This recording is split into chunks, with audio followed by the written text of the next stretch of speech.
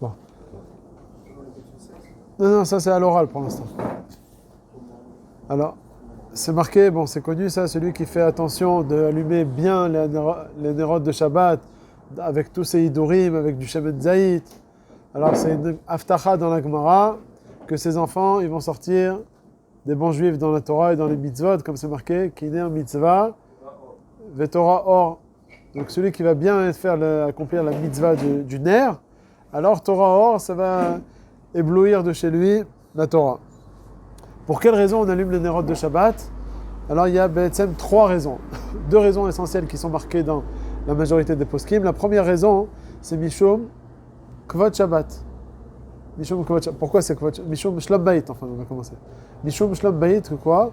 On dit que si la maison elle était tout à fait sombre, alors il suffit que tu trébuches par-ci par-là, que tu en arrives, Chazve Shalom, à t'énerver à la maison, de dire comment ça se fait que la femme ou les enfants ils n'ont pas rangé, et ça peut provoquer des bagarres à la maison. Donc on te dit, pour éviter ce genre de truc là, on allume les nérodes Shabbat. Deuxième explication, c'est Mishum Onek Shabbat. Comme on dit, manger un repas aux chandelles, ça fait plus romantique comme ça. Pareil aussi, tu allumes des bougies, ça fait une autre ambiance. Ah oui, c'est que le noir. Donc c'est Mishum Onek Shabbat, Kipshuto. Et donc d'après ça, Onek Shabbat, on sait que la mitzvah d'Onek Shabbat, c'est une mitzvah minatora. Donc quand tu allumes la bougie de Shabbat, tu participes à la mitzvah d'Onek Shabbat, qui est une mitzvah minatora. Il y a une autre explication qui est ramenée dans le Or Zaroa, un des Rishonim, mais que le Mishnah Berurah ne ramène pas.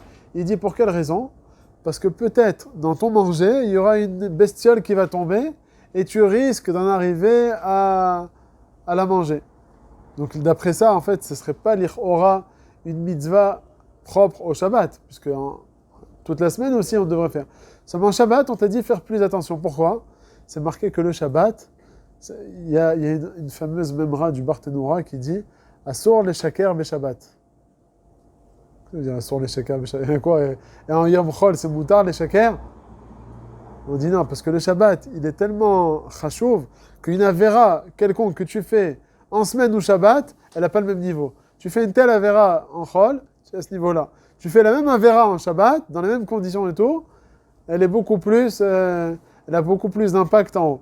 Pareil aussi dans l'autre sens, celui qui fait une mitzvah, celui qui étudie la Torah, c'est marqué dans le Ben Ishraï, l'étude de la Torah en semaine, ça a une certaine valeur, mais pendant le Shabbat, 1 heure, le Ben Ishraï te dit que c'est considéré comme 100 heures de limoud. 1000? Ah pardon, le Ben Ishraï dit 1000 heures de limoud, c'est le Pirkei Avot de Rabbi Nathan, il dit qu'une heure Betzahar, c'est considéré comme 100 heures chez le Betzahar. Ça, c'est autre chose, même en semaine. Quelqu'un qui étudie malgré qu'il a des soucis, peu importe pour quelle raison, et malgré tout ça, il s'oblige à étudier, cette heure-là, elle vaut comme 100 heures que quelqu'un qui est tranquille et il n'a pas de soucis. Mais par rapport au Shabbat, donc on dit comme dans la mitzvah, pas aussi dans la Havera. La Havera, le Shabbat, elle est beaucoup plus grave. Il te dit, le Or Zaroa aussi, tu dois allumer aujourd'hui les nérodes de Shabbat, le Shabbat, de peur qu'il y ait une bestiole qui tombe dans ton repas et que tu risques de la manger. Et que tu vas enfreindre combien de Haverot, d'après ce qu'on dit là? C'est pas une seule Havera comme tu l'aurais fait en semaine, mais beaucoup plus. Okay. Alors on te dit, autre halakha, comme on a dit, il faut faire. Shabbat, c'est Kodesh. Non, pour allumer les bougies, pour cette bestiole qui va tomber. Mais aussi dans la semaine, tu vas être obligé. C'est ce qu'on a dit, c'est que même en semaine, il faut allumer pour ça. Mais le Shabbat, on te dit, il faut faire triplement attention. C'est pour ça qu'il y a une mitzvah de la 4 Nerot Shabbat, pour te dire que les bestioles qui peuvent te tomber pendant la semaine, sache que le Shabbat, elles sont beaucoup plus graves. Et donc là, Davka le Shabbat, si en semaine tu te dis, écoute, je vais me débrouiller, je vais faire attention, etc. Bon, à la limite, ça passe, si tu dis que tu fais attention. Mais le Shabbat, il n'y a pas de ça passe. Il faut faire à 100%, il faut être épargné à 100% de l'éventuelle possibilité qu'il y ait des bestioles qui te tombent dans le repas. On te dit que pendant les Nerot Shabbat, pour les Nerot de Shabbat, il faut que ce soit un ner yafé. D'accord? Quand on te dit un ner yafé, qu'est-ce que ça veut dire un ner yafé? Il faut que la flamme, elle soit belle. Qui dit qu'il faut une belle flamme? Il faut qu'il y ait de l'huile, une bonne huile, une huile d'olive par exemple. Et il faut aussi que ce soit une bonne mèche. Pas tu prends un morceau de tissu pour que ça crépite pas. Il y a une question dans les poskim. Est-ce que les pamototes, les chandeliers, est-ce qu'aussi on a besoin qu'ils soient beaux ou qu'ils soient pas beaux? On sait qu'au niveau de la mitzvah, il y a ce qu'on appelle Ze'eli Ve'anveu. C'est marqué dans la Gemara, à plusieurs endroits dans la Gemara. Ze'eli Ve'anveu, tu dois être Mechabev, plus que Mechabev mitzvot. Tu dois embellir les mitzvot. Ze'eli Ve'anveu, je vais l'embellir. Comment la Gemara elle dit? Tu prends un loulav, il faut que ce soit un beau loulav. Un talit, il faut que ce soit un beau talit. Est-ce qu'à propos des pamotot, des chandeliers, c'est le même principe ou bien non? Ou bien ce n'est que ce qu'on appelle chibouv mitzvah. C'est-à-dire quoi chibouv mitzvah? Je veux montrer que pour moi, à mes yeux, la mitzvah elle est importante. Par exemple, j'achète un etrog très beau. J'ai accompli la mitzvah de Ze'eli Ve'anveu. J'ai acheté une belle boîte pour mettre le etrog dedans. Est-ce que c'est aussi Ze'eli Ve'anveu ou bien non? Ou bien c'est que, entre guillemets, chibouv mitzvah. Le Rav Eliashiv il dit que ça ne s'appelle que chibouv mitzvah. Ça ne fait pas partie de Ze'eli Ve'anveu. Ze'eli Ve'anveu, c'est la mitzvah en elle-même. Mais la boîte, c'est dans ton armoire, ou bien tu viens au Beth Knesset avec. Mais quand tu fais la mitzvah, au moment où ça prend son effet, le etrog, c'est au moment où tu fais la mitzvah. À ce moment-là, j'ai plus la boîte dans ma main. Donc ça ne s'appelle pas Ze'eli Ve'anveu. C'est une darga en dessous, mais c'est une darga quand même. C'est ce qu'on appelle chibouv mitzvah. Ok? La question, est-ce que les chandeliers, à quoi vous pensez que ça ressemble? À chibouv mitzvah, à la boîte du etrog, ou bien ça ressemble à la darga Ze'eli Ve'anveu? Oui, mais vous savez pourquoi? Parce qu'on fait le chandelier, il est là devant nos yeux, et la lumière, elle est aussi, c'est pas comme l'étron, il est fermé dans la boîte. Elle est belle la boîte, on ne voit pas l'étron, on ne voit rien. Si c'est une boîte transparente, Rav Eliashiv, il te dit, Zalom Meshane, une boîte transparente, c'est chibouv mitzvah. Qu'est-ce que tu dis là-dessus? Quand un bijou, plus il est beau, plus l'écran de la boîte, elle est belle. Ouais, mais ça s'appelle que chibouv mitzvah pour autant. Les chandeliers, c'est-à-dire que c'est une bougie qu'il y a dessus. Ah, justement, Ouais. si c'est le chandelier dans le trou, je mets l'huile d'olive, là, c'est sûr que ça s'appelle Ze'eli Ve'anveu, ça fait partie de la mitzvah. Mais si j'ai une bougie en cire que je pose sur le chandelier, donc La bougie, c'est pas Ze'eli Ve'anveu. si, la bougie c'est aussi Ze'eli Ve'anveu, c'est le nerf lui-même. Ah oui, d'accord. Ou bien tu mets, on va dire, un cos en verre et de l'huile d'olive dedans. Et tout ça, tu le plantes dans le chandelier. Est-ce que le chandelier, dans ce cas-là, s'appelle Ze'eli Ve'anveu ou bien ce n'est que chibouv mitzvah? C'est une continuité de la. Alors c'est une marloquette dans les poskim. Il y en a qui te disent, Joli quand c'est en hauteur. ouais, mais c'est plus joli, c'est comme si j'attrape le troc, si on pouvait l'attraper avec un manche en or. Ça s'appelle Ze'eli Ve'anveu ou bien ça s'appelle chibouv mitzvah? La question, c'est comment comprendre ce qu'il a dit le Rav Eliashiv, le boîte du etrog, quand il t'a dit que ce n'est que chibouv mitzvah. Est-ce que c'est pour... Il y a deux manières de l'expliquer. Soit parce qu'au moment où je fais la mitzvah, la boîte, elle n'est plus dans ma main.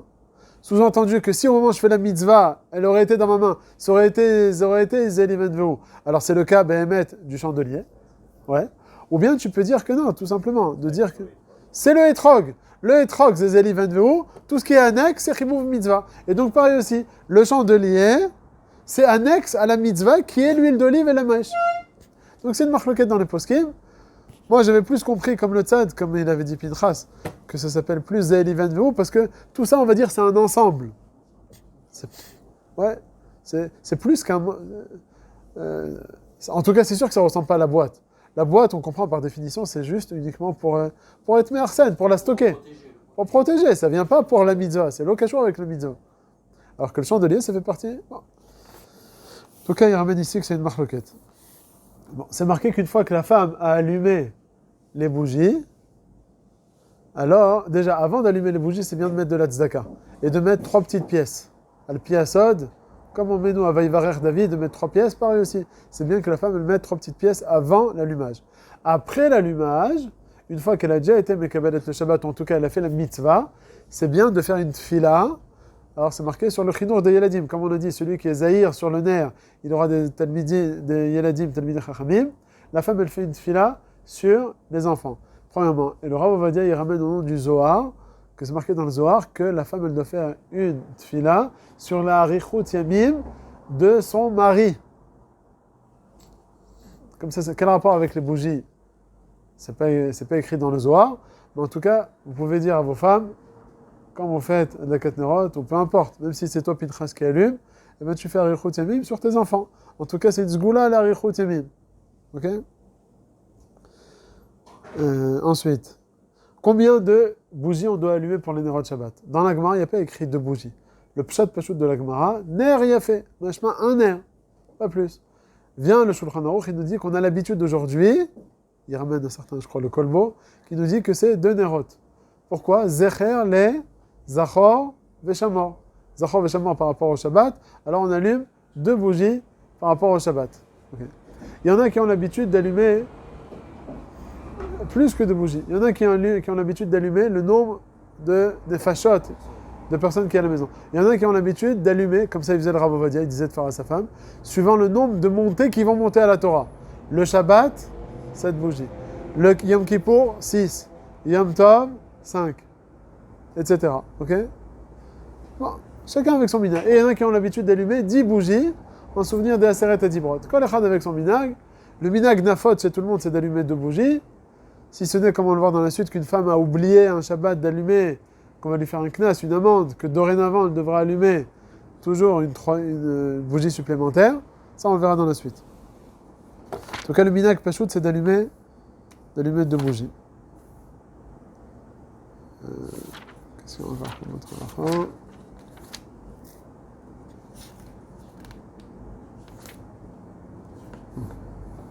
L'obligation d'allumer les bougies de Nerot Shabbat, pour les Sfaradim, c'est uniquement à l'endroit où on mange. Dans les chambres à coucher, on n'a pas besoin. Les Ashkenazim, eux, ils nous disent non, il faut allumer les bougies dans toutes les chambres. Quand ils te disent d'allumer les bougies, on n'a pas besoin d'allumer 2 bougies dans chacune des chambres.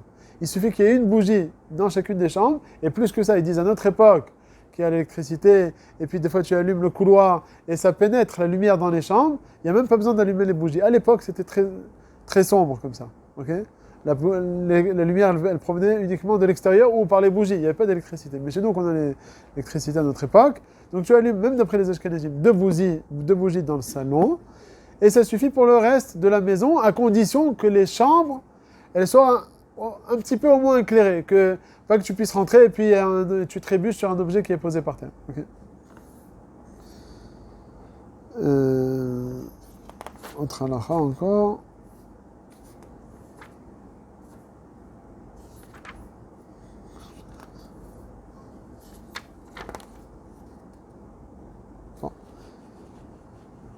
Il y en a qui ont l'habitude de prendre les 2 bougies et de les tresser, comme les bougies de la Havdalah. Pourquoi? 2 bougies tressées. Pourquoi? Il te dit Zachor Veshamor, Bedibour Echad. Bedibour Echad, il faut que ce soit tressé. La question, c'est Ma'adin dans le cas où j'ai un chandelier. Si c'est 2 chandeliers qui sont complètement distincts l'un de l'autre, on n'accomplit pas, c'est pas une chova, c'est des inyanim tout ça. Hein. Si tu peux le faire, c'est bien. Maintenant, Ma'adin dans le cas où j'ai un chandelier où le support il est conjoint à 2 nérodes qui vont se séparer. Alors le Rav Moshe Levi, il te dit aussi, c'est considéré comme Bedibour Echad. Il n'y a pas besoin d'Afka que les bougies en elles-mêmes soient tressées. Même si tu les vois distinctes l'une de l'autre, si de base, s'il y a une base conjointe aux 2, c'est bon et on a appliqué ce inyan là, il a été appliqué. Bon. Pour aujourd'hui, on va s'arrêter là pour Adakat Nerot. Une personne qui a une kara comme ça, elle met 2 bougies. D'après Moshe Levi, c'est bien. C'est bon? C'est bon. Le Rav Moshe Levi, la vérité, il a parlé d'un socle qui est conjoint, mais tout est fixé. Est-ce que même dans le cas où ça peut bouger... C'est une petite bougie comme ça. Ouais, les petits tsaf là, ce qui bouge. C'est dans une kahara. Est-ce que ça s'appelle Bedibour Echad? J'aurais pas dit la vérité. J'aurais pas dit Ad Kedekar. Il faut au moins que ce soit fixé pour montrer que c'est vraiment... Il y a un chibour entre les... C'est un même socle. Mais si tu vois que ça bouge, alors... Bedibour Echad, j'aurais pas dit. Quoi. Déjà, sur le din du Rav Moshe Levi, ils n'ont pas tous été d'accord. Il y en a qui te disent que le fait qu'en haut, c'est 2 bougies distinctes l'une de l'autre, même si à la base, c'est conjoint, ça s'appelle pas Bedibour Echad. Le Dibour Echad, il faut vraiment qu'on le voit. Il faut que ce soit vraiment entremêlé. Rav Moshe Levi, il te dit déjà, non, allez, même si c'est conjoint, si c'est distinct, mais en bas c'est conjoint, c'est bon. Là, tu vas aller encore plus loin.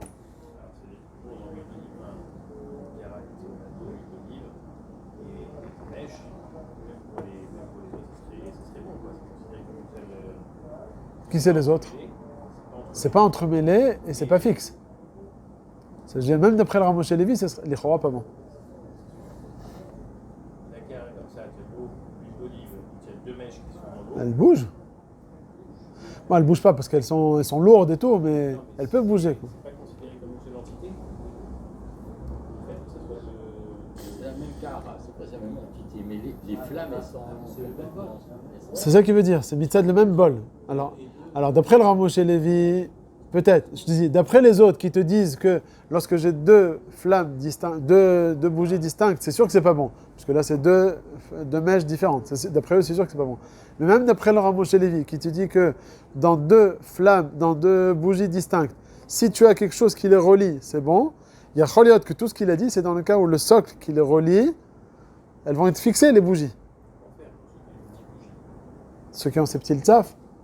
non, peu importe, pour être, pour aller selon la fixée de la mitzvah d'affecter ceux qui ont une mitzvah d'allumer une bougie, il doit avoir une. Avec de l'huile d'olive, tu veux dire.